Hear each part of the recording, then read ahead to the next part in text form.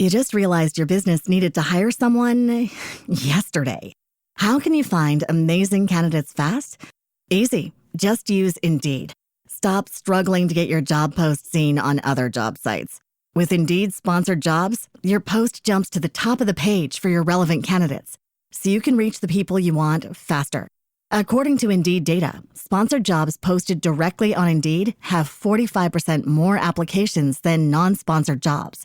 Don't wait any longer. Speed up your hiring right now with Indeed. And listeners of this show will get a $75 sponsored job credit to get your jobs more visibility at Indeed.com/kidsandfamily. Just go to Indeed.com/kidsandfamily right now and support our show by saying you heard about Indeed on this podcast. Terms and conditions apply. Hiring? Indeed is all you need. Disclaimer. This episode includes the usual amount of adult language and graphic discussions you've come to expect around here. But in the event it becomes an unusual amount, expect another call from me. Welcome back to Scared All the Time. I'm Chris Cullari. And I'm Ed Voccola. And when I was a kid, my sisters and I got attacked by a dog. We were so young, we don't really remember this all that well, but according to my mom, the three of us, myself and my two younger sisters, were in the back seat of her tiny 1980s Toyota Corolla while she was loading groceries into the trunk. The car doors were hanging open, and one of my sisters was playing with a stuffed animal that she brought with her. And all of a sudden, this big black dog comes racing across the parking lot, leaps into the back seat, and starts trying to take the stuffed animal from my sister. My mom is pretty sure that the dog was just playing, but we didn't know that. I was, probably 3 or 4, and my sisters were 1 and a couple months or something. So we just had this huge, drooling, growling, barking monster stretched across us inside the car, buckled in, nowhere to go, screaming. Oh my God. Yeah, Sandlot. Keep in mind, my family didn't have a dog. I'm not even sure we knew anyone who had a dog. We certainly hadn't spent a lot of time around them. As far as I know, this might have been my introduction to the concept of dog in real life. It's not a great way to meet one. No. And so my mom finally got this hellhound Cerberus off of us and returned to its owner because it had leapt out of another person's car while they were loading groceries. Wow. And she got my sisters and I home, and we seemed no worse the wear, except I started having nightmares. And I don't remember the earliest ones, but once they started, they never really stopped. Sometimes they'd be about dogs, sometimes lions or tigers or bears, but I'd always be on the ground, usually on my back, with some snarling, drooling creature biting into my legs, climbing onto my chest, tearing at my stomach. And by the time I was in high school, I started having these recurring intrusive thoughts during the day. I'd be in math class or walking down the hall or trying to talk to a girl and just get hit with these images of getting torn apart by animals, wondering what it would feel like to get eaten alive. During the day? During the day. Wide awake nightmares? I still have them. And they're not quite like nightmares. They're intrusive thoughts. They're a really great way to help yourself understand that you are not your thoughts. Because some people have intrusive thoughts about them doing things to other people.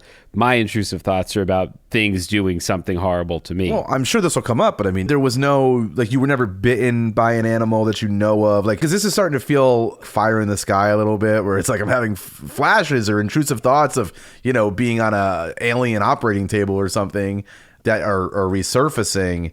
Because I don't, as you know, I don't know if it's too early to say in the episode, but I'm not a dog person. Yeah. But I don't wish them any harm.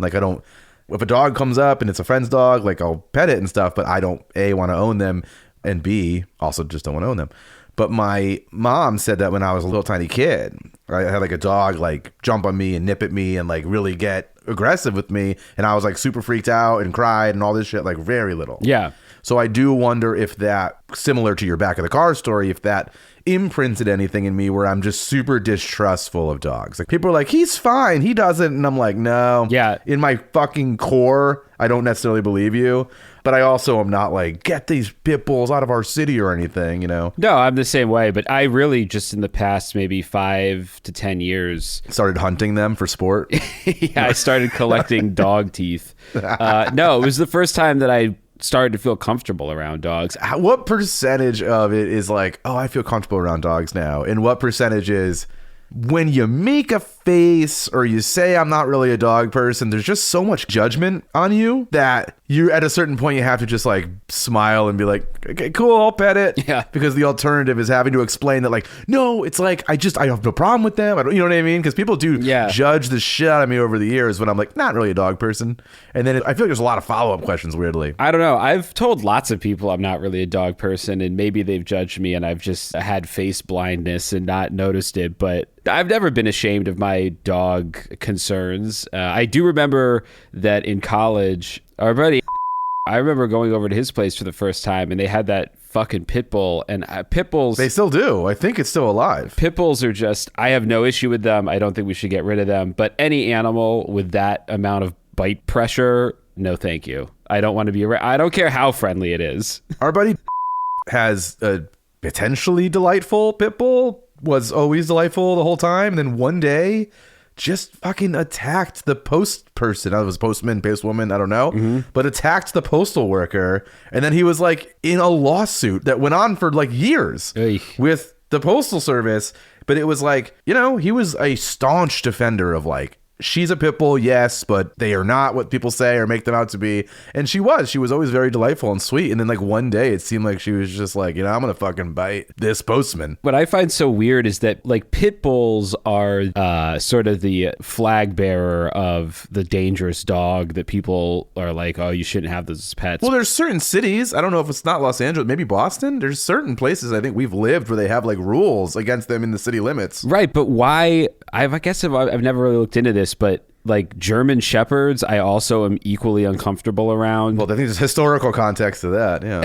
Sure, but I mean, like there's Rottweilers, there's plenty of dogs. Doberman Pinschers that have been bred at some point to, you know, be a weapon, and no one ever seems to have problems with them. It's just pit bulls. I don't understand. I feel like I heard once... I want to say I didn't read it because I'm not often hitting up the dog forums, but I want to say I heard one. So this can be complete BS. I don't know. Yeah. But I want to say it's something I had heard about how, like, now that I'm saying it, this seems dumb, but like their brains keep growing, but their skulls, like, that does sound dumb. So then their brains, that sounds very dumb, can't get big enough or something. And then like that squeezes on some anger part of your brain. No, the problem is with all dogs or most dogs is that they shouldn't have been bred to exist in the first place. There should be like 3 species of dogs. Pugs. Yeah, pugs are fucked up. Chihuahuas are fucked up. Schnauzers are fucked up. They're all broken and like their brains are snapped, their noses don't work, they can't breathe.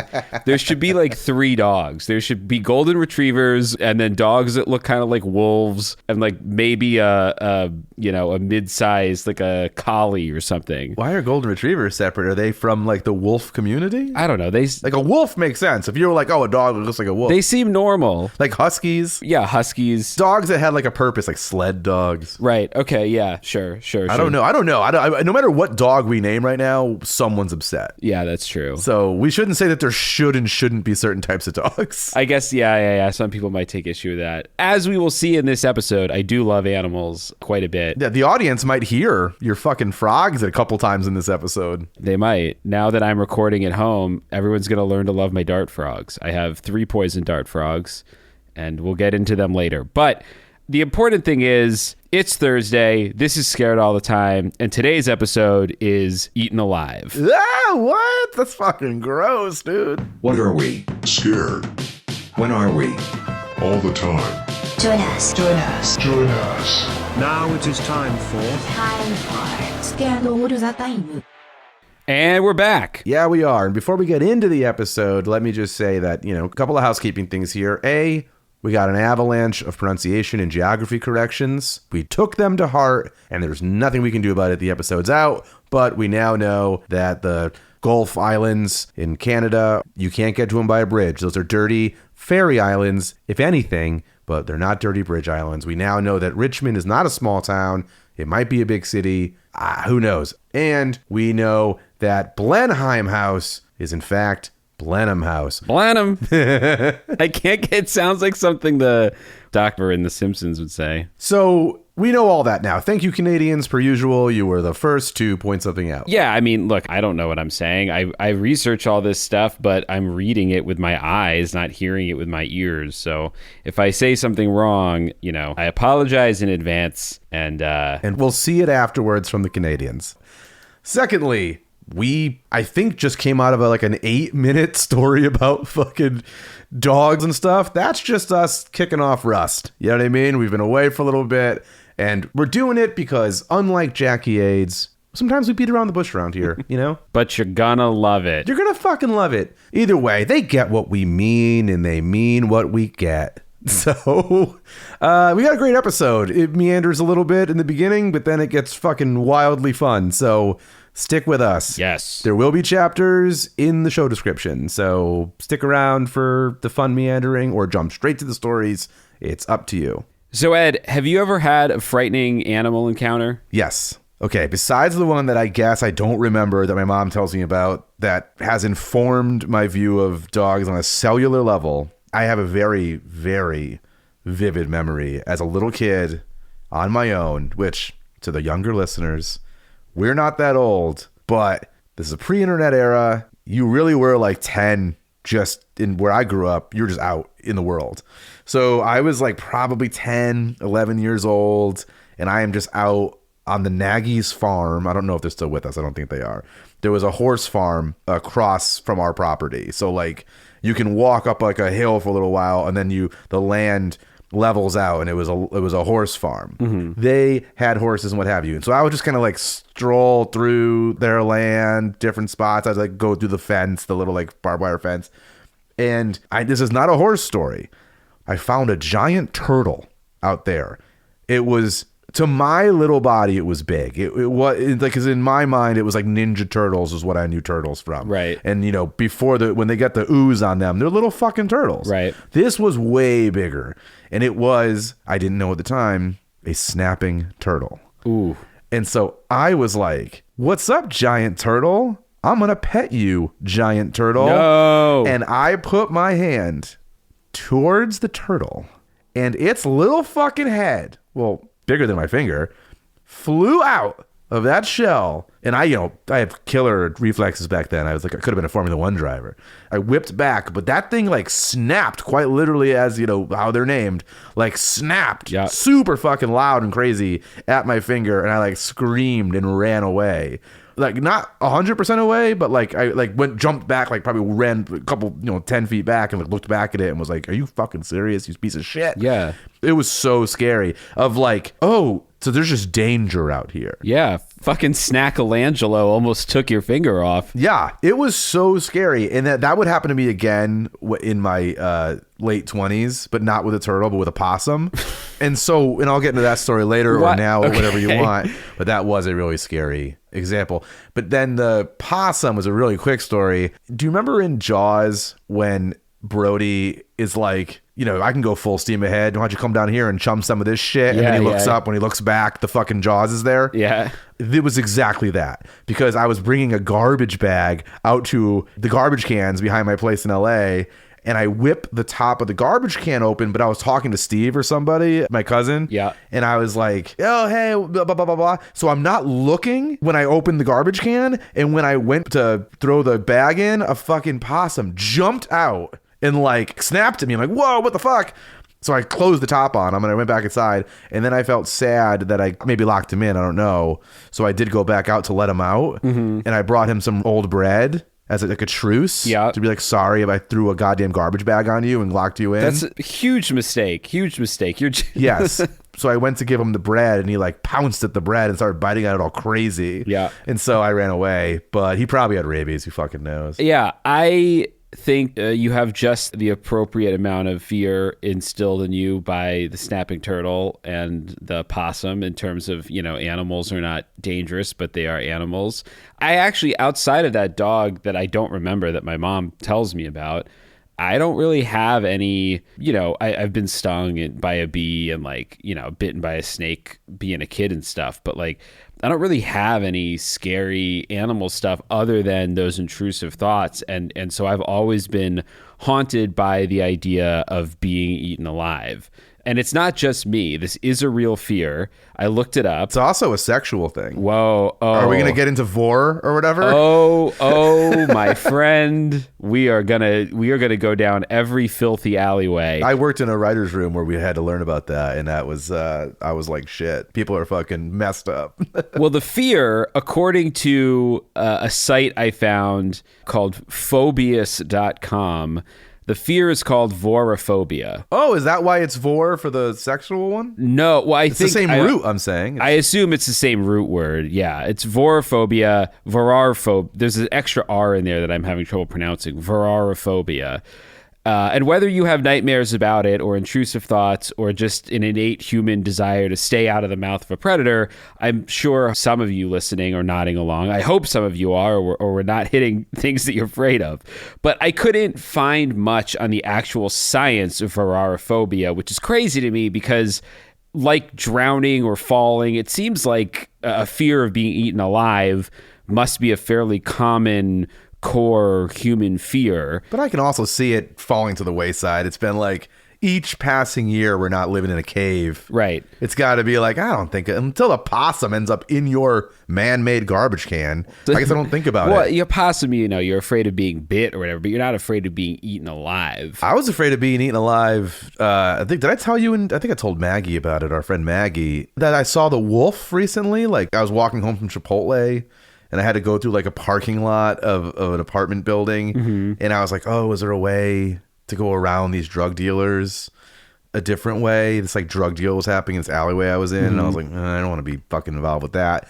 So I started to go around and then I see this, I swear to God, it was fucking 4 foot tall if it was an inch. Like at least the size of like, those stupid giant fucking dogs people own, like the mastiffs or whatever. It's like, why do you own that? Like, are you fucking that dog? Why does it need to be so big? Yeah, he's so muscular. He has such a nice chest. Yeah, it's just crazy. You know what I'm saying? The really big stupid dogs. Yeah. And like, again, here come the letters. Yeah. It was at least as big as that, but it was thick, super thick, and dark brown or black matted hair. Yeah. And I literally saw it kind of go around a car into the only spot that might have been, and I don't know, might have been a way through that little apartment complex to go to the street. Yeah. And I was like, that's a fucking werewolf. And I turned around and just took my chances with the drug deal. Like, just don't make eye contact, go through. Wait, was this in LA or Connecticut? This was in LA. Okay. Like pretty much right before the holidays. Yeah. Oh, okay. I was like, holy shit. Like, that's not a dog. I saw no leash.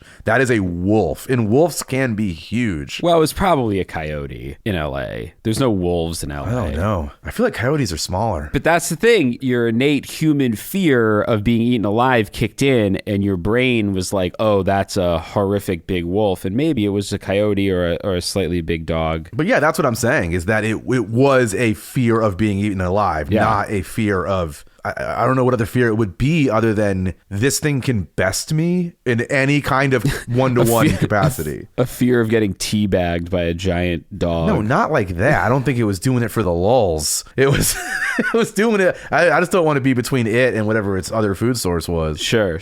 Well, I will say, in researching this, it seems like being eaten alive is such a primal fear that I think you're kind of right. A lot of research has moved on from our fear of being eaten alive to research about the way that fears of being consumed affects animals in the food chain and the ways that that fear shapes ecosystems and evolution. And I found a bunch of really interesting research, but it wasn't really all that pertinent.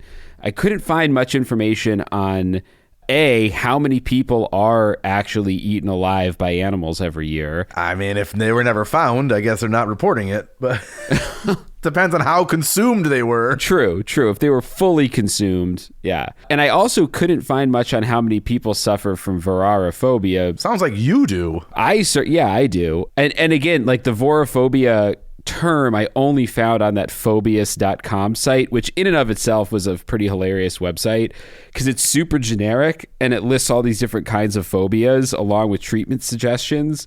And I think it's sort of just like it has the same generic treatment suggestions for most of these phobias. Just avoid them. Yeah, well, it resulted for me when I was searching in the hilarious headline, "Coping Strategies and Tips for Managing Your Fear of Being Eaten."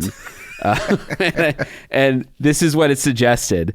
There are several practical tips and coping strategies that can help individuals manage their fear of being eaten alive, including practicing relaxation techniques, challenging negative thoughts, and my favorite, face your fears gradually. Gradually facing your fears can help reduce anxiety and build confidence, which seems like questionable advice for someone whose fear is being eaten alive, because I don't know. You go to the zoo and stick your arm in the grizzly bear cage or something. No, I think, well, as soon as you said it, I thought like, okay, what's that? What does that look like? And I guess maybe it's like, you know how people fish for catfish by like putting their arm or feet or some shit in the water.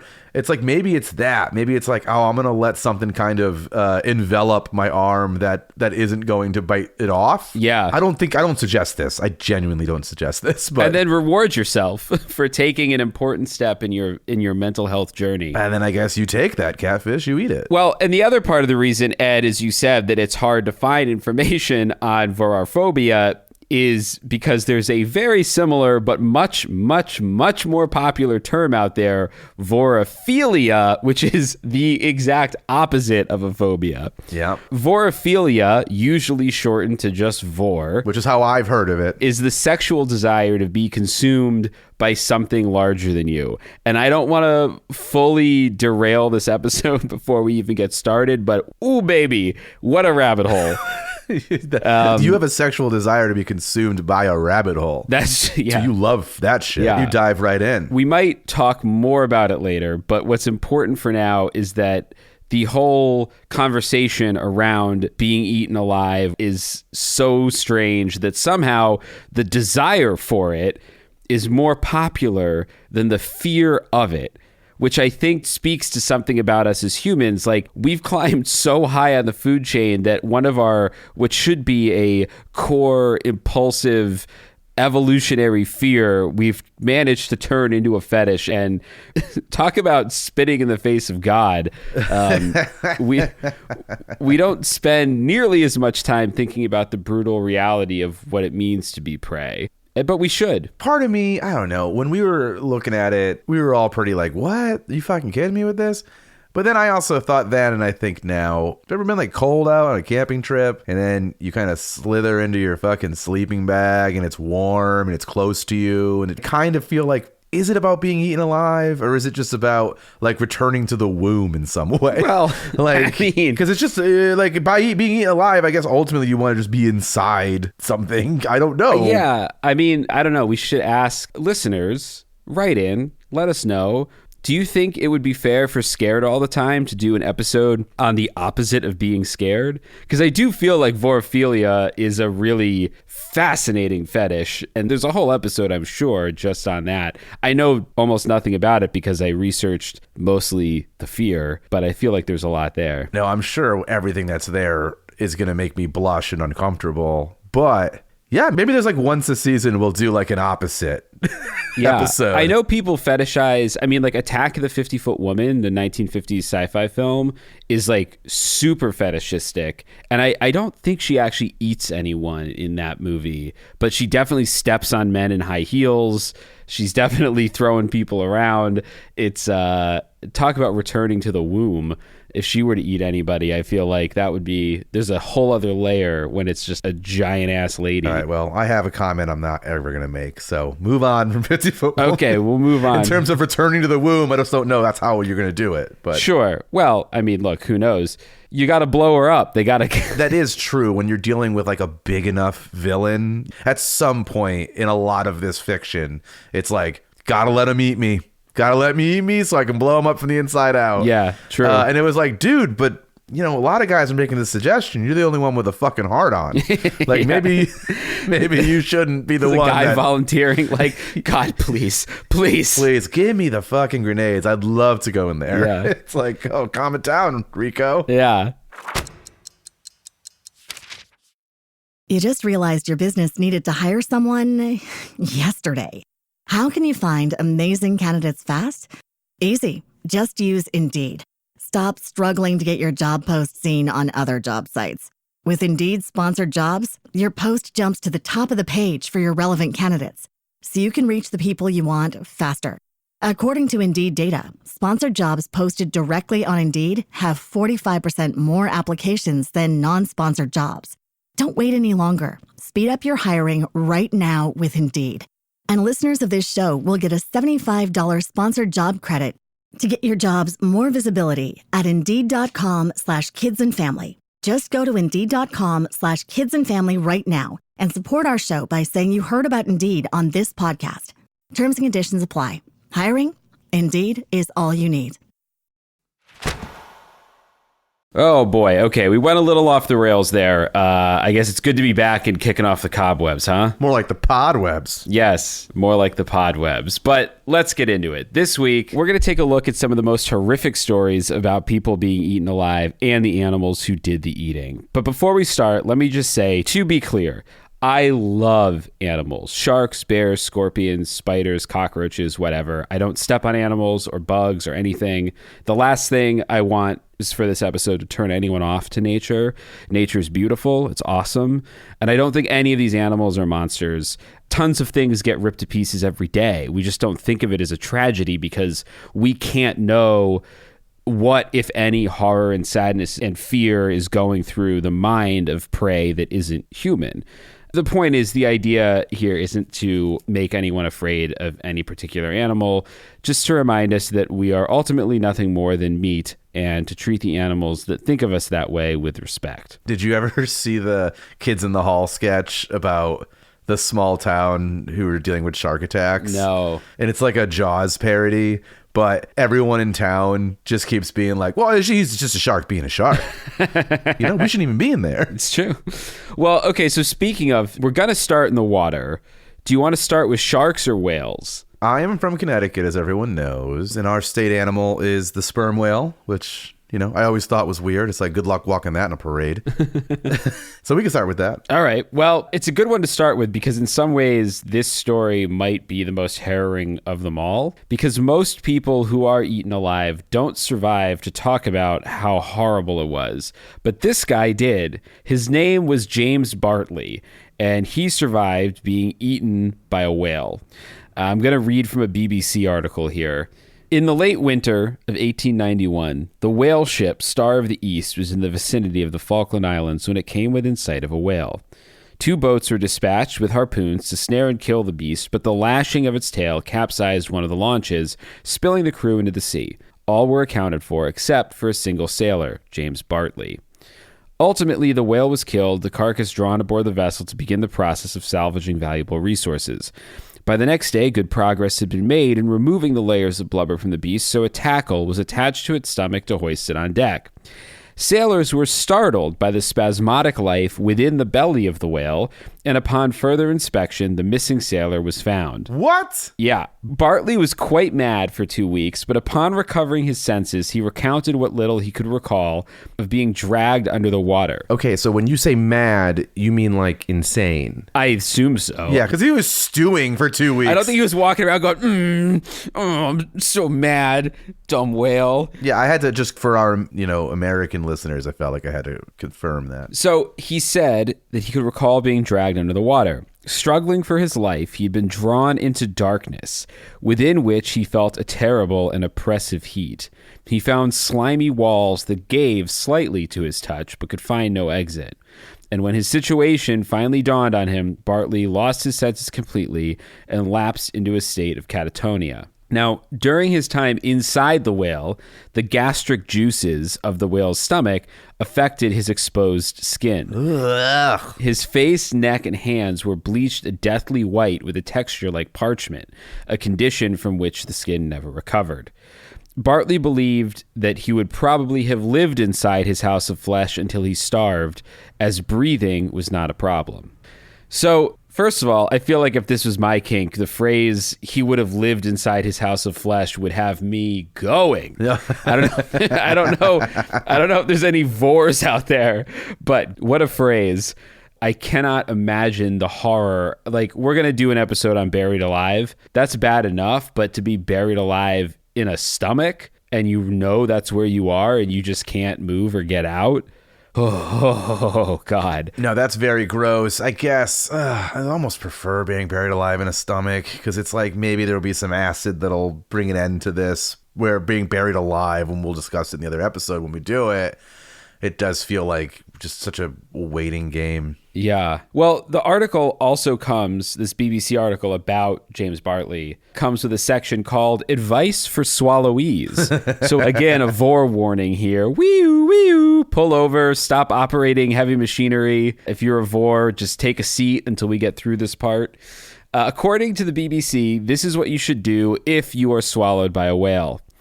Quote, once inside, sit tight and try not to touch anything if at all possible. Gastric processes... How big do they think this is? Like it's like Pinocchio where you're like in a fucking boat driving around. It's a room with a table. And oh my God. It's a job interview, so you want to work in a whale. Okay, let's hear what you have to say. Gastric processes are invasive and skin does not recover well from encounters with digestive fluids. The process by which gastric acid handles food is slow, and wearing clothing, especially of the synthetic variety, is likely to buy you some time.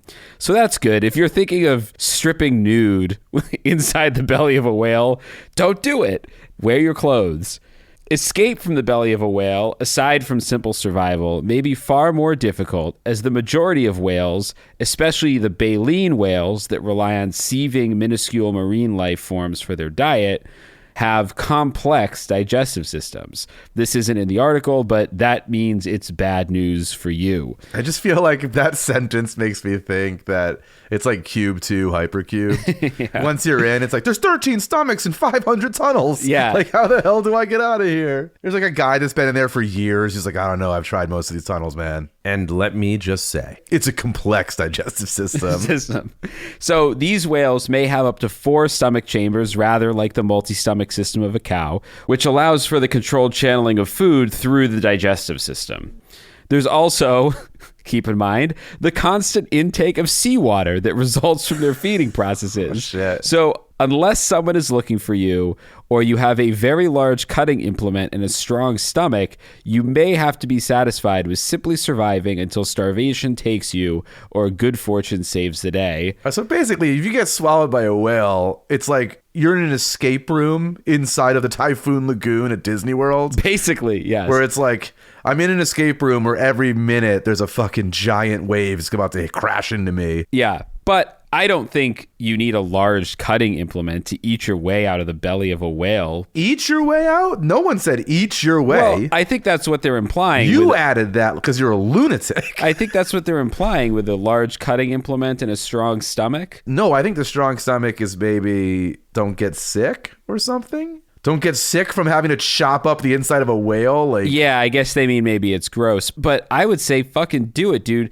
Listen, you eat the whale, it's 2 birds with 1 stone, because you're not only providing yourself with sustenance, you tunnel your way out. So I think that would be my vote. Just start biting. I honestly thought you were going to be like, because number 1, you're tunneling. Number 2, you take a little bit of the whale's power from it with each bite. Like, yeah. I mean, listen, if you could tunnel your way out of prison by eating your way through the wall and it made you healthy and strong while you did it, come on, man. Who wouldn't? I don't think. That would be a very different Shawshank Redemption. Yeah. If it was like, Andy ate a little bit of wall every day until he crawled through 4 football fields of intricate digestive system. The guy who bites through, he spends 3, 4, 5 days slowly gnawing his way through the whale, and he's like, I'm going to be free. And then he just goes into the second stomach. Oh, I'd be so pissed. Wrong way. I also think we need to write a movie that is for no one. That is like a cocky guy who is like a world food eating champion. Mm-hmm. He's like a Nathan hot dog eating guy, or like a person who's like gone across the country and won every 72-ounce steak challenge type of thing. Yeah. Then he gets eaten by a whale, and it's like the whale's finally met its match because he's like, I can eat a whale in under an hour, dude. Well, so there's actually a book that came out last year through MTV Books, which I didn't realize was a thing. Yeah, I don't know what that would be a thing. It's written by a writer named Dan Krause, who's a great horror writer. It's called Whale Fall, and it's sort of like The Martian, except instead of being trapped on Mars, it's a guy who gets swallowed and trapped in the belly of a whale, and he has to like survive and get out. So people are already there, and I think it's already optioned to be a movie. Well, I guess our idea is better because there's a guy who eats his way out. Right. I highly doubt there's a chapter that says, like, don't get full on the bread. That would be one of ours. True, exactly. Well, we'll release the competing lower budget Whalefall ripoff. It can't be that hard. I mean, you just throw a light up on a guy under a blanket and he's like, day 46 in this whale. Dude. Oh, man, I miss my family. Scared All the Time presents. Oh, my God. Scared. Well, you see, we have the Scared Home video, which is the fake label I put on all of our fake posters as kind of an homage to Schraub Home Video. Yeah. So we'll have to release under Scared Home Video. We will. Well, of course, whales aren't the first thing that most people are afraid of getting eaten alive by in the ocean. That would be sharks.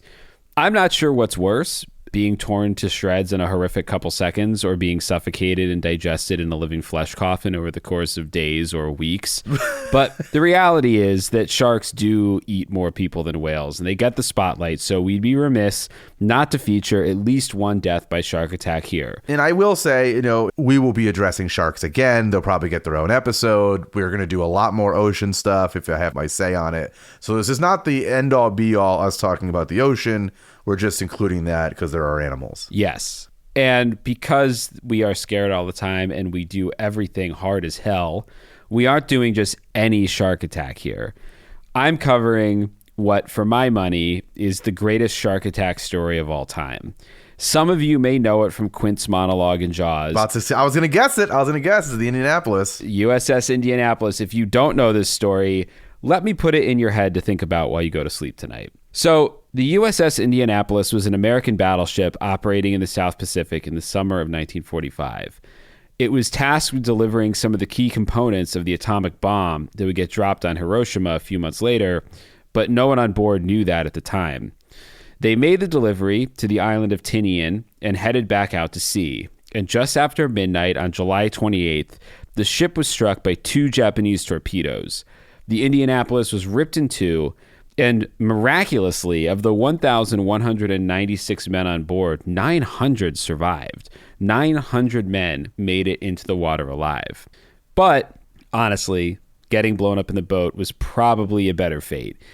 The Navy intercepted a message from the Japanese saying a boat had been sunk along the Indianapolis's route, but they disregarded it because they thought it was a trap to lure rescue boats to the area.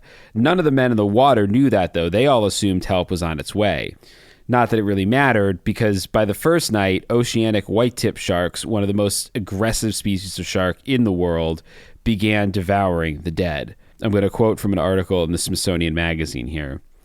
The first night, the sharks focused on the floating dead, but the survivors' struggles in the water only attracted more and more sharks, which could feel their emotions through a biological feature known as a lateral line, receptors along their bodies that pick up changes in pressure and movement from hundreds of yards away. As the sharks turned their attentions toward the living, especially the injured and bleeding, sailors tried to quarantine themselves away from anyone with an open wound, and when they died, they would push the body away, hoping to sacrifice the corpse in return for a reprieve from a shark's jaw. Many survivors were paralyzed with fear, unable even to eat or drink from the meager rations they'd salvaged from their ship. One group of survivors made the mistake of opening a can of Spam, but before they could taste it, the scent of the meat drew a swarm of sharks to them. Oh, no. So they got rid of their meat rather than risk a second swarming. So it's a buffet. It's a living buffet. Well, it's the inverse of shooting fish in a barrel. Mm-hmm. It's fish shooting men in a barrel. Yeah. Many of these sailors grouped together, with those at the center usually being the safest and those on the edges getting picked off. Well, yeah, they say in all animal attacks, right, you're only as good as the slowest, Whatever that phrase is, right, where it's And I feel like this is very much like, if you watch a documentary on wildebeests and lions or something, the older ones on the edges are the ones always getting picked off, and that's basically what was happening here. To add to the horror, some of the survivors were delirious from pain or blood loss or exhaustion, and so some of them started drinking salt water, which I don't know if most people probably know this, but drinking salt water is a big no-no for anyone who wants to be a living person. You absolutely will suffer from salt poisoning and further dehydration. And these people, their lips and tongues would swell up and they would foam at the mouth and then die. But when you're all grouped together in these like little survival groups and someone in the middle of you dies, a lot of these corpses drag their living comrades into the water with them as they sank. Yeah, because these people must be so exhausted after like day and night of just having to paddle like themselves, whatever the word is called. Treading, when you're treading water. So just day and night of treading water, you must be so exhausted. Yeah. That if something now is weighing you down, because I guess they have boots on and stuff, they were like on a ship. Oh, for sure. I mean, yeah, they have boots on and who knows, supplies and backpacks. And if I'm a shark, I don't know how they communicate, but there's gotta be sharks being like, listen, you won't believe what I'm about to tell you. What? I mean, they're just here. Like, they're not going anywhere. They're not like it's been a while, bro. Like we keep eating them and they just like, they're still here. It's crazy. You got to get down here. This is a fucking buffet, dude. This is Golden Corral, dude. Yeah.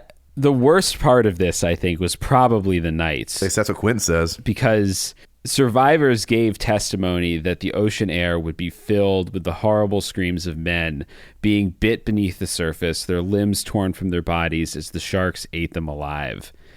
That, to me, really cuts to the core of the fear of being eaten alive. Like, can you imagine? You're floating for days, dehydrated, starving, and you can't even sleep because this is something we might come back to a lot in season 2 because I'm fascinated by this, but dread, the anticipation of something awful happening, is sometimes way worse than the thing actually happening. And this is like, you're up all night just hearing men men you are friends with, screaming and screaming and screaming as they just slowly experience one of the worst deaths imaginable. And if it's a moonless night, oof. I mean, it's fucking dark out at night. There's no light pollution. Dark. So you are just maybe can't see more than 10 feet in any direction. And you just hear in the darkness, like in the inky blackness of, I don't know, shimmering water, a guy just screaming at the top of their lungs. And that below you is thousands of feet potentially of predators on a crazy telephone line, all getting calls like, you got to get down here. Yeah. I don't go in the water. Like I said, we're going to have more episodes in the water. I don't fucking do it, period. And I recognize that there are plenty of good sharks out there, but I won't go in the water just because I can't see down there. And I just get so, like you said, it's either dread or like my imagination runs wild. Oh, stepping on a piece of seaweed, forget it. I'll be out of the water the rest of the day. Yeah. It's got to be the scariest of all things. And also, can you sleep when treading water? Like, will you sink? Like, if you're not wearing a life preserver, like, what's going to keep you up when you're sleeping? Well, I think a lot of guys were clinging to wreckage that was floating or life preservers. And I think the whole like guys drowning other guys was, one guy had a life preserver and there's 4 guys hanging on to him, and then they all start to die. And, that guy's too weak to even hang on at that point. So after 4 days of this, a Navy pilot finally spotted the men and called in a rescue. Of the 900 quote-unquote lucky survivors who made it to the water, only 317 survived. So about 600 guys died in 4 days.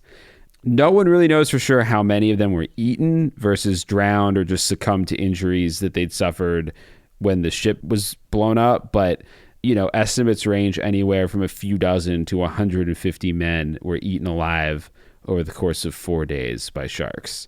So, fuck you, ocean. Fuck you, sharks. JK, don't eat sharks or kill them. They're fine, but just awful. Shark being a shark. Shark being a shark. Now, of course, there are plenty of land animals that can eat humans alive, too. It's not exclusive to the ocean. But not 604 days. Not 604 days. I don't think there's a single land-based creature, unless there was a now extinct form of zebra that was like each of its legs was dynamite or something. I don't know. I don't know how they accomplish a feat like that. I did see someone tweet once just the sentence, "Imagine horses were predators."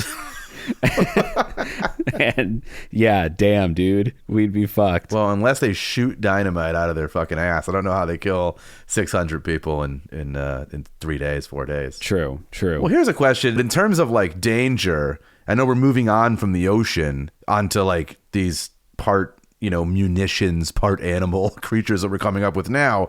Yeah. A whale, there's nothing you can do. Okay, it's a whale, too big to argue with. Now, It is interesting that like every year there's Shark Week and what have you, and it seems like at some point inevitably someone's always like, just punch in the nose. You just punch in the nose. You stand your ground. You look it in the fucking eyes or whatever. And so there is potentially, even if it's complete bullshit, I guess there is some semblance of, well, there are, defense options that I guess I can employ against a shark, where a whale, it's like, hey, I ate you, man. I ate you. I didn't even know you're in me. You're not an issue at all. Yeah. Well, I mean, it's kind of interesting that we haven't just evolved to have that as a natural reaction in the face of a predator. Like, you'd think our DNA would have figured that out by now, that if you see I guess not enough people get eaten by sharks for that to be a genetic thing. And I guess, because if you get attacked by a shark, the chances that you're going to survive to create progeny with your mutated shark-proof DNA is pretty unlikely. So I think we did evolve, and the evolution was, let's not go in the water. We built missiles. We built torpedoes. We have torpedoes, but also let's just not go in the water.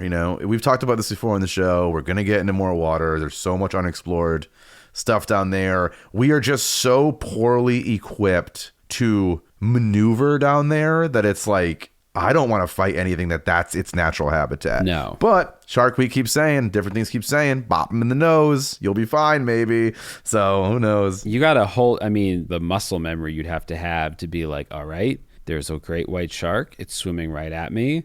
I'm going to hold still. I'm going to bop it on the nose. I'm going to give it a little boop. But like, hold still, unless it's attacking me in 2 feet of water, I have no real options to maneuver my body in a meaningful way. Right. Which I think is why like boxers train like in deep sides of pools to like, because there's so much resistance in your punches. Like on land, I've done those like at a bar, and you like put money in and then like you punch it to see like what your score is, how hard. I am very unsuccessful at getting a high score on those in the gravity I'm used to. Right. I can't even imagine, like, I would get negative numbers if they put that underwater. Yeah. I would have no force of this punch. So I think it's all bullshit. I think people just say, like, if you get into it, try and punch them. And likelihood is you'll never get back to tell us if it worked. True. Well, of the land animals that can eat humans alive, we know one for sure that booping it on the nose won't work: the grizzly bear. The grizzly bear is responsible for some of the most horrific land-based animal attacks in history. And there's one in particular we know for sure, the case of Timothy Treadwell, who was the subject of a really excellent Werner Herzog documentary called Grizzly Man. Timothy Treadwell spent years in an area known as the Grizzly Maze in Alaska, where he got way too close to bears. He recorded all of this and made his own sort of off-the-cuff animal documentary of his life living with the grizzly bears. And the footage, a lot of it's in the Herzog documentary. It's crazy. He thought of himself as the protector of these bears. And of course, grizzly bears don't really need protection as much as they need food. And so one trip ended really terribly for Timothy Treadwell. He and his girlfriend, who didn't even want to come on this stupid trip, were camping in the grizzly maze when they were attacked in the middle of the night by a grizzly bear. Now, there's a lot of theories that it was old, maybe it was starving. No one's really sure why it attacked, but it got into Treadwell's tent and ate both Timothy and his girlfriend alive. Even more upsetting, the entire ordeal was caught on tape. Treadwell, because he recorded all of his encounters with bears, had his camera on him. And on this night, the camera was turned on somehow. No one's entirely sure if it was in the scuffle or if he had it on prior to the attack and forgot to turn it off. But the camera recorded the attack. It had the lens cap on, so it was just audio. And the audio has never been released. In Grizzly Man, Werner Herzog listens to the audio through headphones, turns to the woman next to him and says the tape should be destroyed. No one should ever listen to it. No one should ever hear those sounds. And I can tell you he's right, because while researching this episode, I found audio on YouTube that may or may not be a clip of the actual recording, and just don't go looking for it. I won't. But basically what you're saying is Warner was like, hey, this should be destroyed. And she was like, you got it, wink, and then uploaded it to fucking RedTube. I don't know who. I would imagine that the woman because I think the woman in the documentary is like one of Timothy's exes or something. I don't think she did it. I'm sure if it's real, it was probably uploaded by someone in law enforcement or in the Park Service. Because I'm sure when something like that happens, at least internally, it probably gets copied and passed around for people to listen to. So, somebody might have uploaded it. And I mean, I don't know what to make of it. I watch a lot of horror movies, as you know, and if these screams are fake, people say this all the time, like, if someone's acting, they deserve an Oscar. But if these screams are fake, they deserve an Oscar. It's some of the most gut-wrenching, horrific, just like, there's something primal about it. It's the sound of man as animal, like realizing it's dying, realizing this is how it ends. It's really awful. Is it him and the girlfriend that you hear? Is it her just being like, I didn't even want to fucking come on this trip? Just like arguing until the end, just being No, like, she's not making jokes. No, I didn't say she was making jokes. This would be an impassioned go fuck yourself in the last, Yeah. That's what I would be doing. I would literally ask the bear to give me a minute to just yell at this guy, and then they can devour us. It's mostly Timothy screaming. At one point he passes out and then seems like he comes to as he's being eaten and like realizes all over again that he's being eaten. She screams. I think at one point he tells her to run. Another point he tells her to hit it. And I don't know. I think the tape's supposed to be like 6 minutes long, and the upload I found is only like 2 minutes. So I don't know if there's more or what, but yeah, it's really fucking awful. And something that is really horrific to think about, or something to be aware of, I guess, is that grizzly bears don't care if their prey is dead or alive. According to an excerpt I found from Walking Home, A Journey in the Alaskan Wilderness by Lynn Schooler, quote, big cats go directly for the head, killing with a single bite that penetrates the brain. Crocodiles drag their prey into deep water, spinning over and over to kill by trauma and drowning. But when a bear strikes, it simply rushes in like a locomotive and knocks its prey to the ground. Once the prey is down, the bear pins it with its paws and just starts feeding. It doesn't need to kill you first. A bear may take its time as it tears random mouthfuls from your back, buttocks, legs, and shoulders, or goes in through the stomach for the organs. It does not care if you scream or for how long. It may even feed for a while and then come back for more later. Bears are assholes, it sounds like. I understand it's a bear just being a bear, but you got cats over there being like, it's inhumane to do what you're doing, bears. And you have crocodiles being like, you can't flip them? Just flip them a few times. So you don't have to worry about this. Also, it's like, we're all trying to sleep over here, and we got people screaming in the bear part of the woods. Yep. Just do us all a favor. Be a good neighbor, dude. Just fucking chomp them. Chomp their head and then do what you want. Well, what's really interesting is that grizzly bears aren't even carnivores. They're omnivores. Oh, my God. Their diet's like 90% vegetarian. That really confirms they're just assholes. Yeah, they're just douchebags. When they eat meat, much of it is scavenged. A lot of it is salmon from the river, which, we're not going into whether or not salmon feel fear and pain, but it's, they're catching salmon. They're not ripping people to shreds. Well, salmon's a gateway drug. It is, yeah. They aren't really violent animals. It's just when they do want fresh meat, you really don't want to be anywhere near them. And in general, you probably shouldn't be anywhere near them anyway. They're wild animals, not your friends, no matter how cute they seem. And if I'm not mistaken, they're fucking huge, right? You're not mistaken. They are very big. I think some of them are like 12 feet tall on their hind legs. They're huge. They're really, really big animals. Do they hibernate? Yeah. And that's one of the theories about this Treadwell bear is, I forget if it was in like the dead of winter or approaching winter, but when they caught and killed the bear that had eaten them. Oh, but yeah, you got to jaws that, right? Yeah. You got to I don't want the little Kittner boy spilling out of this bear. Like, yeah. You got to check this bear later, make sure it's the right guy. It was thin, and they suspect it was probably starving, possibly injured, and it went for what it... I don't know why a bear would consider a human easy... I mean, maybe if the human was asleep already, it considered it easy prey, but yeah, with bears, the only hope you have, they will outrun you, they will out-hunt you, they can, I think there's probably a biologist out there who can correct me on this, but their sense of smell is like, I want to say, I read it was like 7 to 10 times stronger than that of dogs. And dogs are like 300 times stronger than humans. Oh, wow. So like bears, you're screwed. The only thing you can do is if you make yourself real big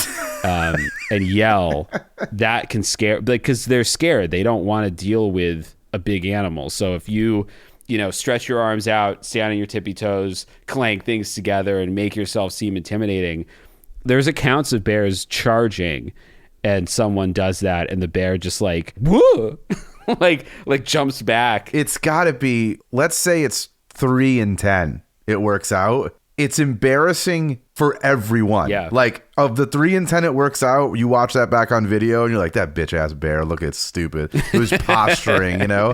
But then for the other 7 in 10, it's just a person looking like an idiot and then dying. Like at least everyone gets to walk away a little embarrassed. Yeah. But if it doesn't work, it's just like, and you can see right here the moment Greg knew it wasn't going to work. Like it sucks. There's a Far Side comic in that somewhere. You just realized your business needed to hire someone yesterday. How can you find amazing candidates fast? Easy. Just use Indeed. Stop struggling to get your job post seen on other job sites. With Indeed sponsored jobs, your post jumps to the top of the page for your relevant candidates, so you can reach the people you want faster. According to Indeed data, sponsored jobs posted directly on Indeed have 45% more applications than non-sponsored jobs. Don't wait any longer. Speed up your hiring right now with Indeed. And listeners of this show will get a $75 sponsored job credit to get your jobs more visibility at Indeed.com/kidsandfamily. Just go to Indeed.com/kidsandfamily right now and support our show by saying you heard about Indeed on this podcast. Terms and conditions apply. Hiring? Indeed is all you need. There's a couple other animals I want to touch on before we get to the grand finale here. So pythons. What about pythons? Do pythons eat people alive? Well, yes. Or anacondas. Any large constricting snake. That happens. Though I guess there's a question of how alive you are when they start to eat you, because I didn't know this until I was doing the research. I mean, I knew they killed you by constricting, right? Like they wrap around you. They're just one giant muscle and they wrap around you and squeeze the life out of you. And I guess I always thought they suffocated you. Like they squeeze you so tight you can't breathe. But what actually happens is they squeeze you so tightly that your heart literally can't pump because the pressure against it is too great. So they literally squeeze you so tight your heart stops. And then they start to swallow you. Tragically, they usually target smaller prey like children or babies. Well, what's the size? Like, what is it that because we've held ball pythons, which is a non-venomous constricting snake, but they're small, we're in control. Like, what size before it becomes like a problem? I don't know. I do know that the largest anaconda ever found in Brazil was 30 feet long and weighed over 500 pounds. Okay, how does Brazil not have a space program? If I fucking saw a 30-foot long, 500, 600-pound python, I'd be like, I'm getting off this fucking planet, dude. Like, I'm not going to be around this thing. Okay, so it looks like Brazil has had a space agency in some form or another since the 1960s, but Ed still thinks they, and to a lesser extent, Australia, should be leaders in the field based on the terrestrial nightmares they live amongst. There's a great photo in the history of cryptozoology of supposedly like a 50 to 100 foot long snake taken from a plane or a helicopter. It's a black and white photo. I mean, there's a lot of rumors that there's snakes out there that get way bigger than 33 feet long. Their counterparts in the ocean get huge. There's like sea eels and like weird sea snake things that are, at least in terms of like museums. So maybe they're extinct, but I still think there's some biggies, man. Some fucking 100-foot long fuckers in the ocean. Yeah. But yeah, I guess it wouldn't even be that hard, right? Like to hide if you're in the fucking rainforest, all that canopy. You know, unless someone's there, and it can probably just curl up around something. So I bet you they can get by without being found, maybe. Yeah, I found some stories of humans who have been eaten alive or eaten by pythons or anacondas, and it does seem like there's evidence that some of those people had medical issues before they died, so they were already basically prone, which has got to be... Can you imagine the, like, I've fallen and I can't get up lady? What? She's just laying there, and an anaconda comes up over her, and like, you know, you're screwed. There is no, like, what Life Alert commercial. You can't press that button enough, you know, like no one's coming. Like there's no way into this. But then also, I would imagine if you are a snake, I don't think you're swallowed quickly. I think it's like this whole slow process with its jaw unhinging, and now you're being like massaged into its body. Yes. So it probably, I would think there's like snakes who have a venom that can maybe stun you or something to keep the prey kind of through this whole automatic car wash that is going into this snake's body. Yeah, death by weighted blanket. Yeah, because otherwise, how much of it does it need to get of you before you just be like, this is my life now? Like, I feel like it would have to get up to my knees. If it, for whatever reason, got up to my knees, I'm talking foot first here, because I'm running and it gets me in the back of the foot. I think at that point, I'm just talking to it, being like, come on, bud. But up until then, I'd be trying to kick and stuff. Well, but that's the thing. You're dead before that, I think, in most of these cases. That's why they constrict you. So they constrict you and they stop your heart and you die, and then they swallow you. Oh, so it doesn't even need that. Well, honestly, that's not bad. I'll take that. I'll take that momentary and or extended momentary fear. I don't think it's quick. Yeah, I'll take the like squeeze me till I pop over. Damn, dude. Slowly devour. You're turning the Vors on again. Oh shit, sorry. I'll take squeeze me till I pop over very slowly consume me while I'm alive but can't move because of some fucking, Jurassic Park venom. Yeah. No, there's not a lot of venom involved. There is... I'm going to forget the name of it now, but for anyone interested, there is a show that was on History Channel or Discovery Channel. It lasted one season. It's these two guys who get bitten by more and more dangerous things. I hate society we live in. One of the last things they get bitten by is, I believe, is some kind of large python or anaconda. And holy fuck, it basically ends the show. Like, the show never came back. It's really intense. I'll put it in the show notes. You're saying it's got really strong jaws and it like crushed them, or because they're non-venomous, right? Like a python, right? No, they're non-venomous, and it doesn't constrict him. They just get it to bite him, but it fucks him up. There's not enough money for me. There's just not enough money where I would host that. It's just not. And I'm broke all the time. Yeah. But I'm not like, let something sting me broke. Dude, I went down a rabbit hole. I think at one point I might have been looking for the show on YouTube, and there's multiple people who have started versions of that exact same thing on YouTube. And one of them, I think, spun it into having one of the like largest wilderness YouTube channels. Like, he started as a watch me get stung by this wasp, and I'll tell you how much it sucks. And then turned it into, he gets more views than National Geographic. I hate that. I hate what I'm hearing. Yeah. It's not great for society. It's not great for that guy. And the worst part of it is like, it's one thing if you have a show on Discovery Channel or History Channel or something, and there's like a crew, and it's like, we have a staff that we've hired of like medical professionals and like paramedics on set. Yeah. But if you're just a YouTube channel where it's like, babe, bring in that wasp, babe. And then it's like, okay, get it near me. Put sugar on my hand. Get it on my hands. And then like he starts swelling up, and it's like, I don't know, just no one there to really like. It's not something I want to start in my fucking apartment, No. or alone outside in the woods. The guy that grew it into a big juggernaut he was a trained, I don't know if he was a biologist or a zoologist or whatever, but like he had some training, and at least all the episodes I saw, he did have medical professionals. Some of these other people probably don't, though. No, I do think if you were the person who trained him, if they went to like, I don't know, they went to Wildlife International University or some made up thing I just came up with. But if it's like, hey, did you hear about one of our alumni who gets stung like for a living?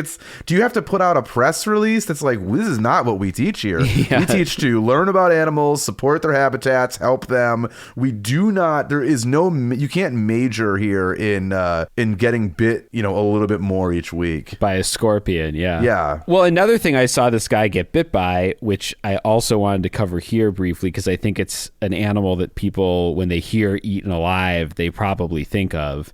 Piranhas. Oh. So I've seen the same guy we were just talking about. He does do an episode where he gets bitten by a piranha and it rips off a chunk of his finger.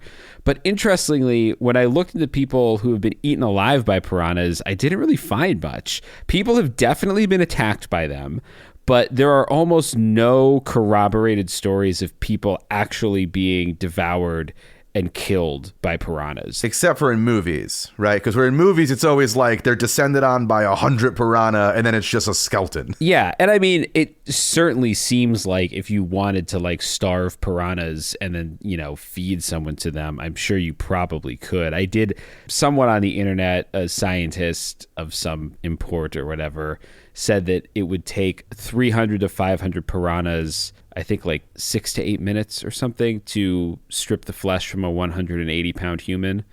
So it could be done, but you're talking about a lot of piranhas and they have to be very, very hungry. It's probably not going to happen in the wild. I did find one story from 2021 that's so absurd it almost sounds like a Marx Brothers skit or something, but or a Bond movie, a Bond villain. No, well, apparently a group of guys were fishing in Brazil, maybe the most dangerous place in the world except for Australia. Yeah, Australia is not great either because they just got spiders the size of your head, dude. Yeah, so these guys were fishing and somehow they accidentally disturbed a beehive. They were swarmed, stung, and all three men jumped into the lake to avoid the bees, but in a real sitcom kind of like, oops, the lake was filled with piranhas. So two of the guys managed to swim to shore, but the third was found dead. His face had been shredded by the fish bites, and it is unclear if he died from being eaten alive or drowning. But the article notes that he was, quote, found in a certain position that is commonly seen in drowning, which I don't know what that is, just floating. I don't know either. I can't actually, I just closed my eyes when you said it to like try and picture what that would be, and I don't know. Floating face down? Or just holding your mouth and throat? I don't know. Yeah, I don't know why they don't just say the position he was found in, but yeah, they don't know for sure if he was eaten alive or drowned. But either way, pretty rough way to go. Imagine being a coroner in Brazil, and every night it's like 13 different potential causes of death on each body. I know. And it's like, oh, I mean, the guy's got bee stings, he's got a scorpion bite, he's got fucking a couple pieces missing from this, his heart was squeezed. And it was like, what happened to this guy? He's like, he went fishing. Okay, he went fishing. Yeah, if this had happened to me, I'd be the dead guy because there'd be this deep part of me that when I got stung by the bees and jumped into the lake and there were piranhas, I just would not be able to stop laughing at the absurdity of No, I think you would laugh after when you survived, being like, could you believe the Rube Goldberg machine of danger we just went through? Yeah. But I think at the time you'd probably sound like that fucking bear video. Yeah, so, just primal guttural screams, trying to punch a piranha. Yeah. Trying to like get the piranhas and bees to start a war to leave you alone. Like make them fight each other. Well, Ed, we have two more animals left on the list that have eaten people alive. The second to last one is the smallest animal that's ever eaten someone alive. Do you want to try to guess what it is? I'm going to guess insect, but you're saying animal, so it kind of doesn't seem like it would fit. No, well, you're close. Scabies, dude. The fuck is a scabie? A scabie is a little parasite that burrows under your skin and lays eggs, causing inflammation, itching, redness, and a pimple-like rash. They are... Is it lice? Super contagious. Basically, they're lice, yeah. Okay. I think I actually got these once when I was a kid. My Nona had like a garbage pit in her backyard, like a... Garbage pit? No, what's the word? She had a garbage pit in her backyard. Just get a can. Have the city pick it up. No. She would compost. She had a compost heap. Oh, okay. That's different entirely. Yeah, where she would just dump all her vegetable pieces and rotting food, whatever. And I rode a little tricycle down the hill and I accidentally fell into the compost heap. And I remember having some weird burrowing bug in my skin that I had to take medicine for. I think it might have been scabies. But in any case, they are animals. They burrow under your skin. They leave these eggs. They're super contagious, and they can be really horrific if left untreated. This case is a little controversial because, again, it brings into question the definition of what exactly it means to be eaten and what the exact cause of death is. But I approve it for this episode because it makes me feel gross inside. So, oh, good. This happened in Georgia in 2018. A 93-year-old woman named Rebecca Zenny was confined to her bed in a nursing home. Ms. Zenny had actually had a pretty remarkable life up to this point. She'd worked in a naval yard during World War II and then was a model in New York City and then worked at a TV station in Chicago. So she'd seen it all. She kind of had the American dream. But by 2010, she was suffering from dementia and she got moved into the Shepherd Hills nursing home by her daughter. At some point, reports of a scabies infestation at this nursing home were reported to the state, but no investigation was ever undertaken. And according to experts, that is what resulted in Zenny catching a case of scabies and being, quote, eaten alive by millions of parasitic mites over the course of several months or years. Oh, what the fuck? So this woman was caught these mites, and somehow they were left untreated for a very long time, to the point that pictures before her death show her skin flaking off, and one of her hands had turned completely black. Oh, buddy. I do wonder, 2018, I'd have to look it up. Like, was this around the time, or maybe before, I don't know, when like just hedge funds started buying up all the retirement homes and like just one by one removing amenities and things and we're dealing with that right now, and that's, you know, political or whatever. But yeah, I could see how things maybe got, you know, understaffed and underhelped and what have you once it became this profit margin machine that retirement homes have sort of become. Yeah. Well, to quote from a report by ABC7, quote, there was a conversation at this nursing home with a healthcare provider about being careful about touching Ms. Zenny's hand for fear that it might fall off her body, her lawyer, Stephen Chance, claimed in an interview. I don't want to laugh. It's so fucking horrible. But it is just like, hey, maybe avoid the hand that just is falling. Yeah, that's dying separate from the rest of her body.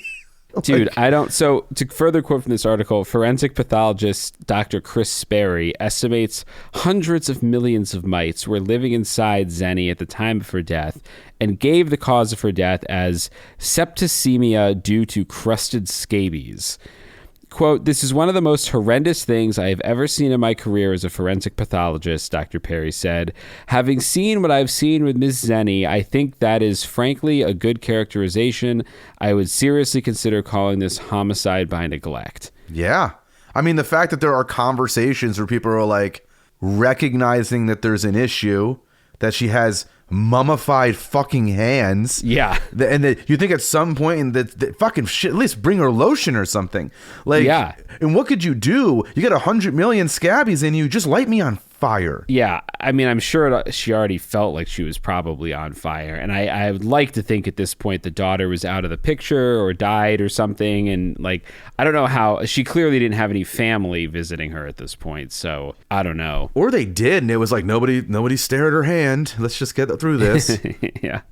So her flesh wasn't consumed literally, but she was essentially eaten alive by millions of microscopic bugs. I hate this story. I hate this story because there is fucking people who could have helped. It's not like there's a bear. It's just like, hey, it's been years of a person complaining. Yeah.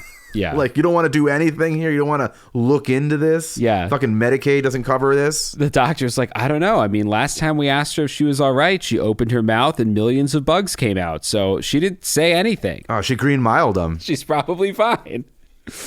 So the last animal that eats people alive, Ed, you're going to be so pleased. It's more cunning than any of these other predators. It's a mammal. It kills on land and in water. And it can cook. Better be people. It is indeed human beings. I knew we were coming. Cannibalism is going to be a whole other episode. Yes, but I do hope that the fucking first people these people eat are the people who were in charge of watching over that old woman. Well, if Hannibal Lecter were real, I feel like he would definitely put them on a menu. That's not the case here. Do you ever think it's lazy that they just changed one letter from cannibal to name that guy? Well, I think you mean the author Thomas Harris is a guy. He changed it, but yes, it's a little lazy. But Hannibal was also like a warlord, right? At one point back in the... No, Hannibal, yeah, he was it the Punic Wars that Hannibal fought in? I don't remember. Yeah, he had elephants. He brought elephants to like... He was the elephant guy. Yeah. He wasn't the elephant man, which is, I'm sure, another episode. And Hannibal Buress, he kills. He kills on stage. I wanted to highlight one of the craziest cannibalism stories I've ever heard because this victim was partially eaten while very much alive. And we know that because he asked to be. And we know that because this entire thing is on video. What? How am I just hearing about this? First, we have to go back to Germany. 1961, on December 1st, a man named Waltrud Meiwes, Muse? Maybe it's just Muse. I don't know. We never look up how to pronounce anything. He welcomed his son, Armin, into the world. By the time Armin was 8, Waltrud had abandoned him and planted the seeds for him to become a monster. As Armin grew into adolescence, he found himself despairing and deeply lonely, feelings that he blamed on his father's abandonment of the family. He kept all this emotion bottled up and became a productive and pretty normal member of society. He was a computer repair technician who mowed his neighbor's lawn, helped friends fix their cars, and hosted charming dinner parties. But Armin wasn't well. He developed an obsession with serial killers, and worse, he was starting to wrestle with some new urges. He wanted to find a way to become one with someone who would never abandon him, and he felt that the only way he could do that was to eat them. So when his mother died, the 39-year-old Armin placed an ad on a forum on the internet called The Cannibal Cafe. What year was this? 2000, I think, or 2001. Fuck, I love the internet in this era. Oh, dude. It really is just like, it was a different time. It was. You didn't even need the dark web yet. It was just like... any niche will do, no oversight. Rotten.com was, I think, a lot of people our age's first experience seeing something we definitely shouldn't have. Well, and I want to say the Cannibal Cafe forums played a role in the Cannibal Cop story in the NYPD, too. Yeah, and forums were just a thing, too. They were usually public forums, and you said to make an account to, like, write on them. Yeah. But there was no, like, age gating. There had no IDs. It was all anonymous. No. Dude, the internet was wild back then. I'm glad we were around for it. I drove to I flew to Atlanta, Georgia to meet people I met on the internet around 2001, 2002. That's crazy. I never did that. Yeah, my parents were like, oh, is this okay? But they also didn't know what the internet was. And I was like, yeah, we all make anime music videos, Mom. It's going to be fine.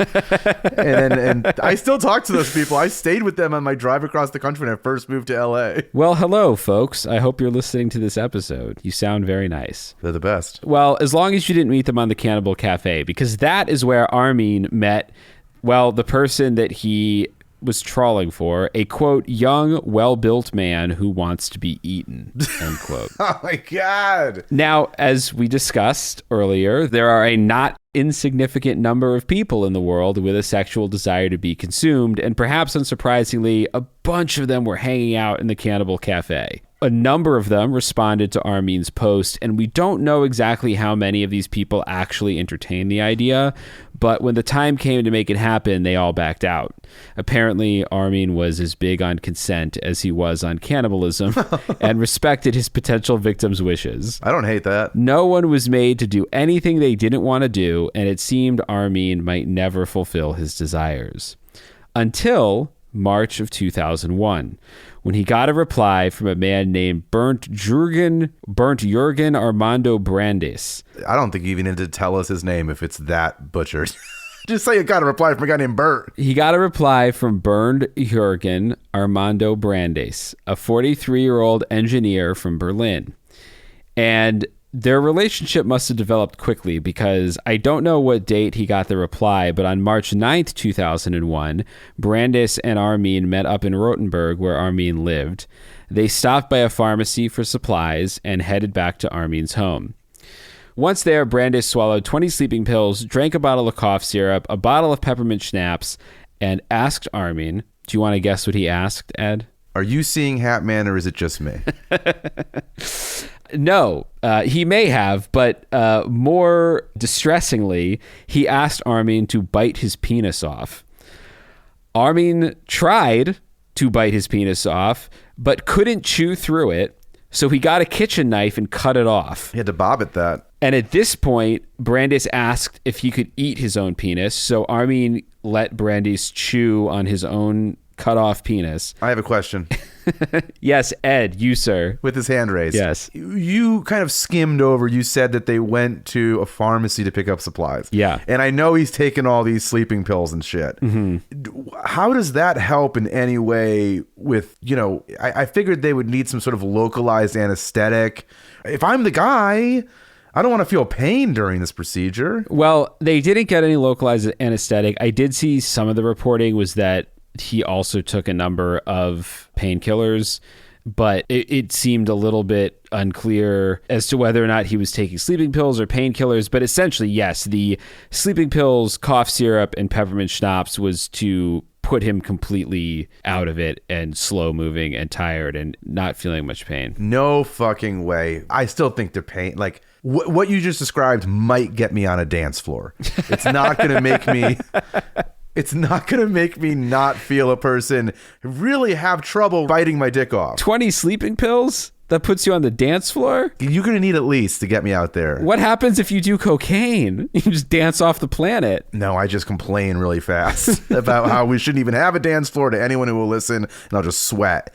But I just feel like I would need more than that to not feel someone gnaw at my dick. I would assume that painkillers were involved at some point here. But yes, so Brandis tries to eat his own penis, but it's too tough, and as he puts it, chewy. Oh my God, no one's cooking anything? Not throwing this in a fucking skillet, dude? You gotta prepare it like any other meat. Slow your roll, dog. We're getting there. Sorry. It's just, this one I'm just like shocked and surprised. I'm not upset like what happened to the old woman. These people deserve each other.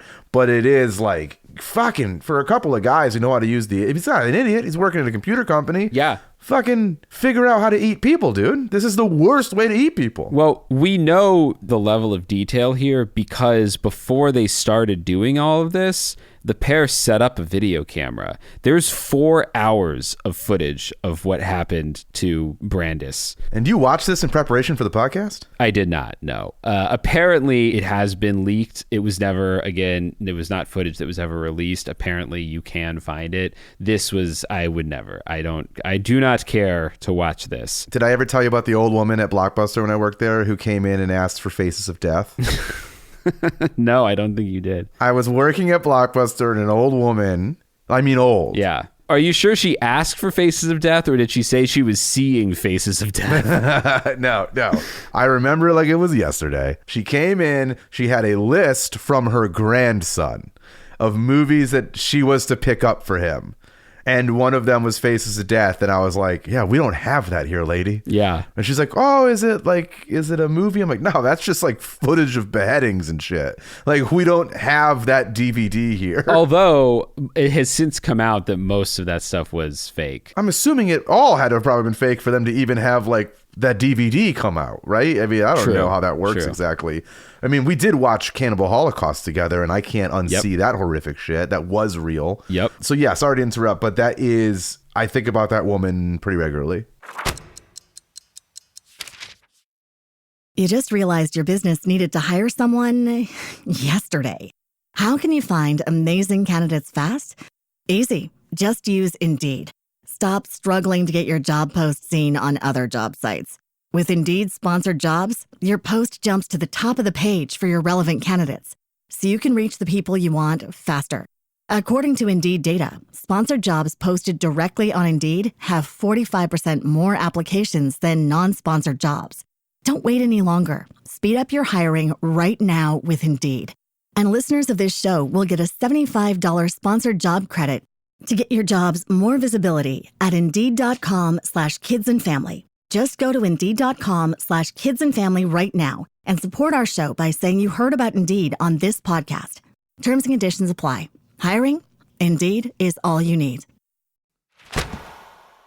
So after Brandis couldn't eat his own penis because it was too chewy, which honestly sounds like a Brandis problem. Okay, new question. Yeah. And I'm sorry for the people who hate that I interrupt, but new question. By the way, for anyone who complains that Ed interrupts, it's literally his job. I don't think you want to hear this show without him interrupting. So, but maybe you're getting to this, and then I was wrong to interrupt. But was there a deal in place where it's like Brandis, whatever his fucking name is, was like, okay, you can eat me, but at the end I need to die? Because if it's not the case, I'm like, you can have part of my arm, the part I don't use.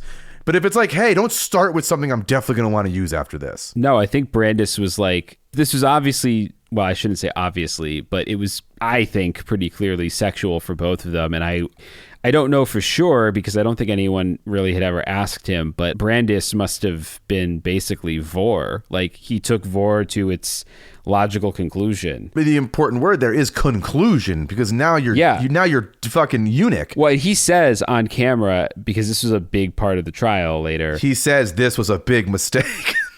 He says, oh no, I see the hat man. No, he says, now do it, right before Armin cuts his penis off. So he very clearly wanted this. So anyway, he couldn't chew it. Armin got to work cooking Brandis's penis. He fried it in a pan with salt, pepper, wine, and garlic, and added some of Brandis's fat for flavor, but ended up burning the penis to the point that it was inedible, so he chopped it up and fed it to his dog. Meanwhile, according to court officials who watched the entire video, and those people were probably never the same again. Yeah, that's a shit jury selection. Yeah.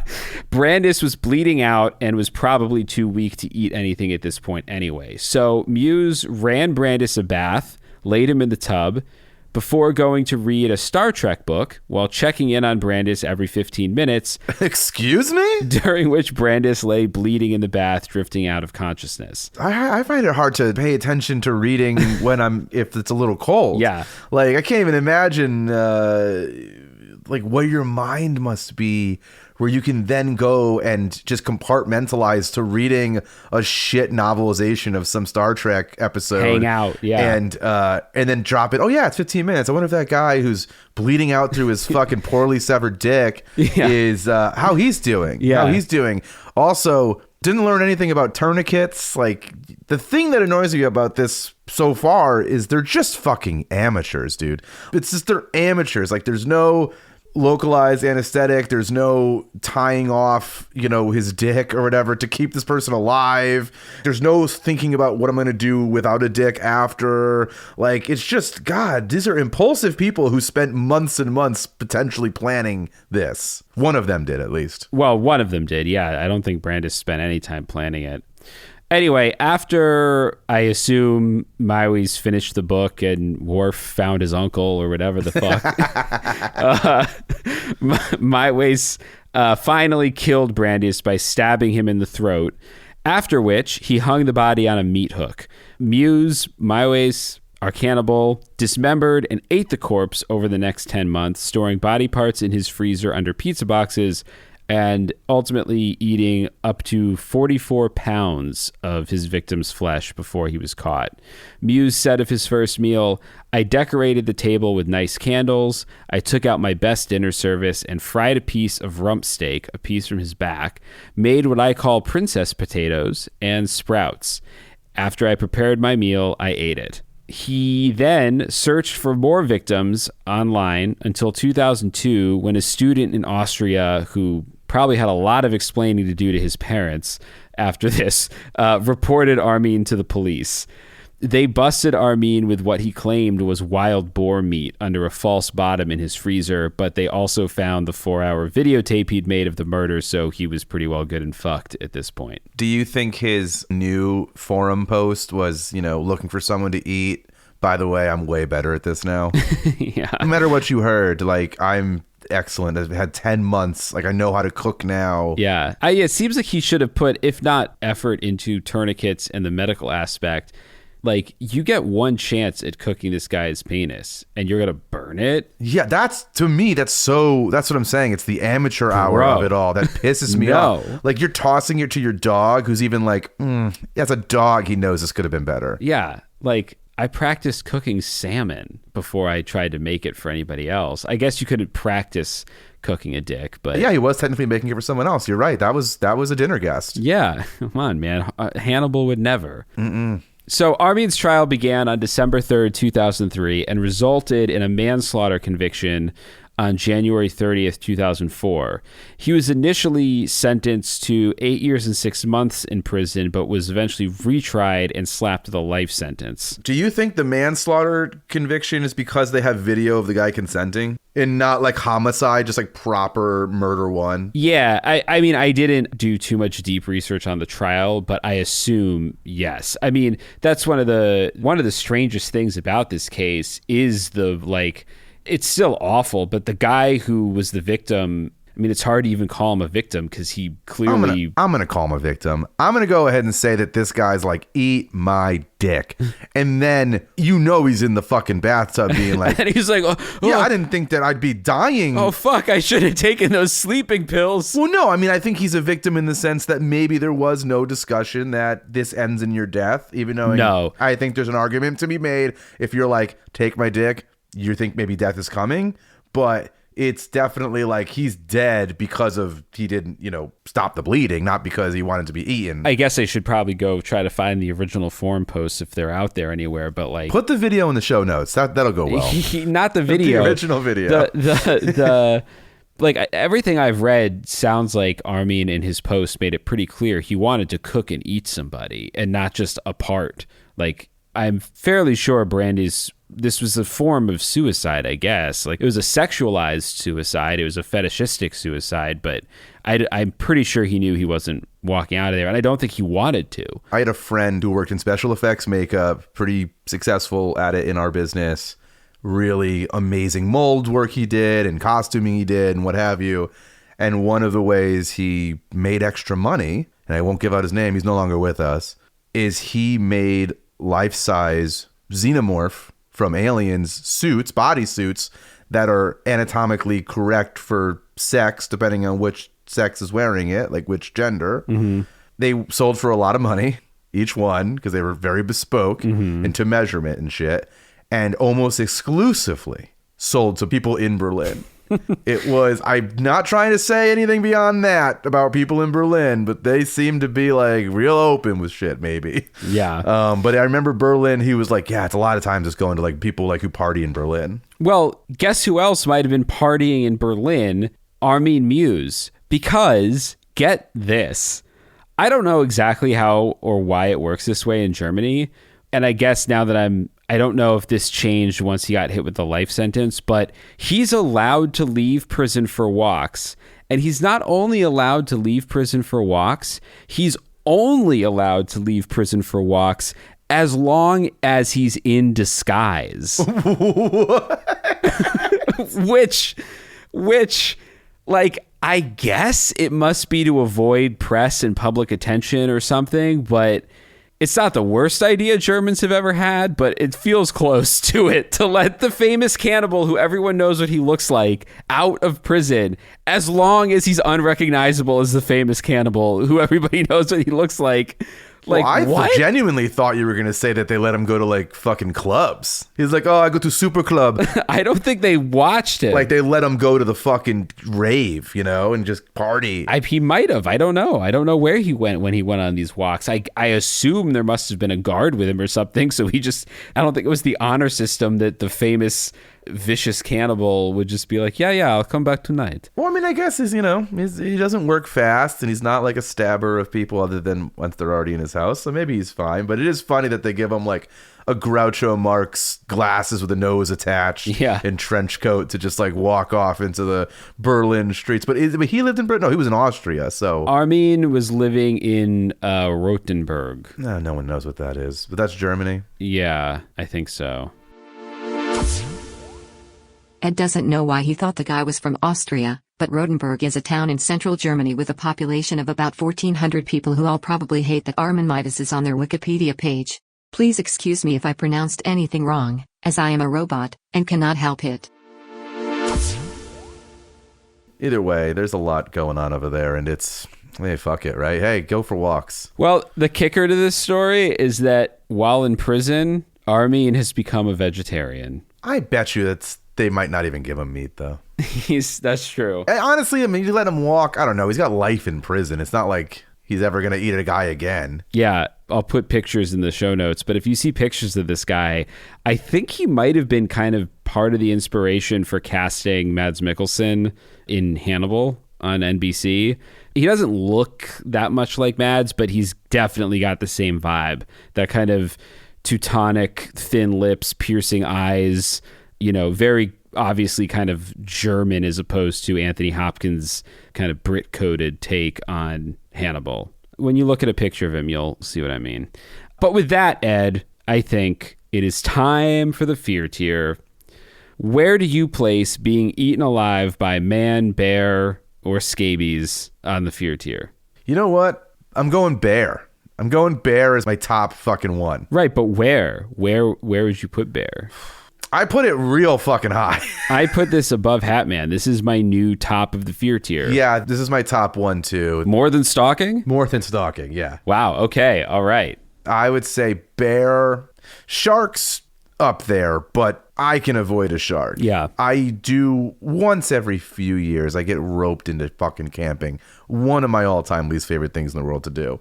But if you're going to go camping, you might as well go somewhere like beautiful, which would be like proper woods. And who knows what the fuck's out there. Yeah. They have black bears in Connecticut. I don't know if they have grizzly bears, but... I don't think they have grizzly bears in Connecticut. Yeah, I don't think so either, but black bears surprised me. Yeah. Yeah, I would say it's definitely my top one right now. I'm not saying it's my number one. I'm not even going to give a number to it, but if we were just looking at the fear tier, which, by the way, season 2, still not really together, I kind of like the fear tier as a sliding scale more than a 1 through 10. Where it's like something can be ahead of something else, but not necessarily it's 1, 2, 3, 4. You know what I mean? It's like you can slide a magnet of a bear above a magnet of a hat man on like a board. Sure. But anyway, I would say being eaten alive is definitely my top thing we've discussed on the show so far. Just because it is around a lot more corners than almost anything else we've talked about. I mean, I thought I was going to be eaten alive by that fucking big dog, like in a city of Los Angeles. Yeah. Like being eaten alive by a human is less of a concern, and actually even less of a concern post talking to you about it, because that guy did request someone who's like in good shape or something. Didn't he say he wanted someone who's like firm or fit or something? Yeah. So no one's looking for me. He also is asking for a young man, so... Okay, well then that's double. Even once we get in shape, because this year Ed and I are going to be gym dogs. I think they're called gym rats. Oh, I wonder if rats ever ate anyone alive. Yeah, they definitely have. Did you ever read 1984? In real life, dummy. Rats. We will include a rats addendum because I've had rats in my home. I suspect this may be Eaten Alive Part 1. I feel like Eaten Alive is like we could do one a season or something, because there's so many stories out there. There's so many, and we'll probably, because then we can get to things that are like insects that hit you with that venom that make you fucking freeze and blah blah blah blah. So yes, I'm gonna go ahead and say Eaten Alive, my top thing at the moment for sure. Yep, same here. Top of the fear tier, Eaten Alive. Well, this has been Scared All the Time. Potentially former home of Hot Piss and Shit. We don't know if we're keeping it after season 1. That's up to Ed. He defined it, so I can't. And now I'm defined by it, and I'd like to change that. The first live show we're gonna do ever, Ed, I'm gonna bring a bucket of Hot Piss and Shit, and if the show goes poorly, I'm gonna let someone from the audience dump it on your head. He's not. This is not a real thing. That's definitely not fucking happening. And if anything, I think that we ended on a Hot Piss and Shit high note with Charlie in the finale of season 1 actually remembering that news article. So true. Go out on top. Go out on top. We got new things. We have fucking Eaten Alive, which is taking its place. Hell yeah, dude. All right. Well, this has been Scared All the Time. I'm Chris Cullari. And I'm Ed Voccola. And we will see you next week. Bye. Sayonara. See you later. Bye. Scared All the Time is co-produced and written by Chris Cullari and Ed Voccola. Edited by Ed Voccola. Additional support and Keeper of Sanity, Tess Feifel. Our theme is the track Scared by Perpetual Stew. And Mr. Disclaimer is... No part of this show can be reproduced anywhere without permission. Copyright Astonishing Legends Productions. Good night. We are in this together. Together.